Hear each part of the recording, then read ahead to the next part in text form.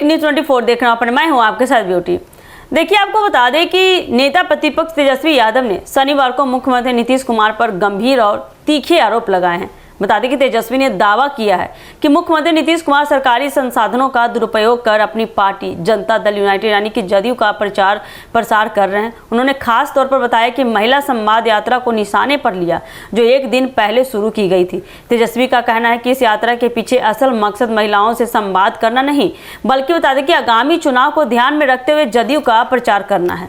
तेजस्वी ने आरोप लगाया कि इस महिला संवाद यात्रा के नाम पर 600 चुनावी रथ मंगवाए गए, जो पूरी तरह से पार्टी प्रचार के लिए इस्तेमाल हो रहे हैं। उनका ये कहना है कि इन रथों को सरकारी खर्चे पर तैयार कराया गया है और इन्हें यात्रा के नाम पर गांव-गांव भेजा जा रहा है, ताकि जदयू की छवि को सुधारा जा सके और आने वाले चुनावों में फायदा मिल सके। तेजस्वी ने इसे सरकारी पैसे का सबसे बड़ा दुरुपयोग बताया और कहा कि इससे न केवल सरकारी संसाधनों की बर्बादी हो रही है, बल्कि लोकतांत्रिक मूल्यों को भी नुकसान पहुंच रहा है।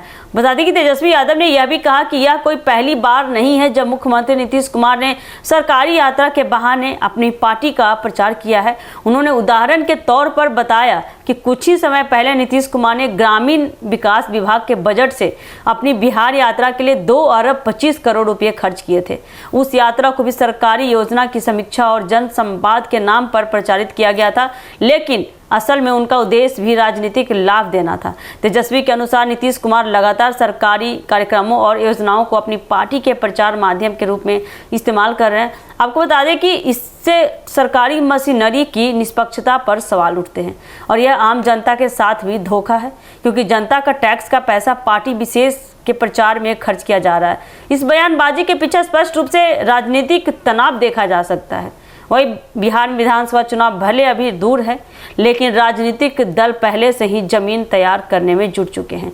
महिला संवाद यात्रा जैसे कार्यक्रमों को लेकर अगर विपक्ष इस तरह के सवाल उठा रहे हैं, तो यह दर्शाता है कि आने वाले समय में सत्ता और विपक्ष के बीच टकराव और ज़्यादा बढ़ने वाली है। महिला संवाद यात्रा का उद्देश्य सरकार की तरफ से यह बताया गया था कि यह महिलाओं को जागरूक करने, उनके समस्याएं सुनने और उन्हें सरकारी योजनाओं की जानकारी देने के लिए शुरू की गई है। लेकिन तेजस्वी यादव का दावा है कि असल में इस यात्रा का स्वरूप पूरी तरह से राजनीतिक है और इसके जरिए महिलाओं को प्रभावित करने की कोशिश की जा रही है, ताकि वे आगामी चुनाव में जदयू को वोट दें। तेजस्वी यादव ने यह भी कहा कि अगर मुख्यमंत्री वास्तव में महिलाओं के कल्याण के लिए चिंतित होते तो वे राज्य में महिलाओं की सुरक्षा, शिक्षा और स्वास्थ्य जैसे मुद्दों पर काम करते। उन्होंने आरोप लगाया कि बिहार में महिलाएं आज भी असुरक्षित महसूस करती हैं और सरकारी योजनाओं का लाभ भी पूरी तरह उन तक नहीं पहुंच रहा है। यह मामला केवल राजनीतिक आरोप प्रत्यारोप का नहीं है, बल्कि बता दें कि इससे यह भी प्रश्न उठता है कि क्या किसी निर्वाचित सरकार को अपने अधिकारों का इस्तेमाल करते हुए इस तरह पार्टी हित में सरकारी धन का उपयोग करना चाहिए। बता दें कि भारत जैसे लोकतांत्रिक देश में जहां सरकारी और राजनीतिक गतिविधियों के बीच एक स्पष्ट रेखा खींची गई हो, वहां इस तरह के आरोप चिंताजनक साबित हो सकती है। तेजस्वी यादव ने इस मुद्दे को लेकर जनता से भी अपील की है कि वे सच को समझे और यह जाने कि उनके साथ क्या हो रहा है।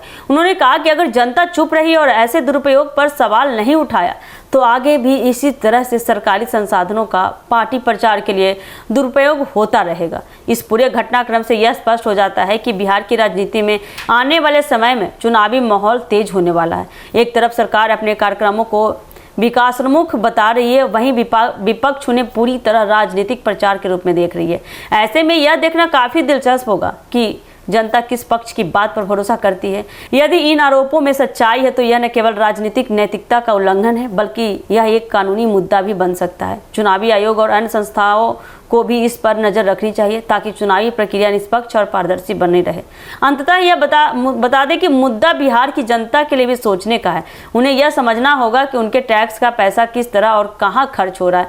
यदि कोई सरकार जन कल्याण के नाम पर पैसा खर्च कर रही है, तो उसका लाभ भी वास्तव में जनता तक पहुंचना चाहिए, ना कि किसी राजनीतिक दल के प्रचार तक सीमित रहना चाहिए। तो ऐसे ही अपडेट के लिए बने रहिए हमारे एक न्यूज़ 24 के साथ। धन्यवाद।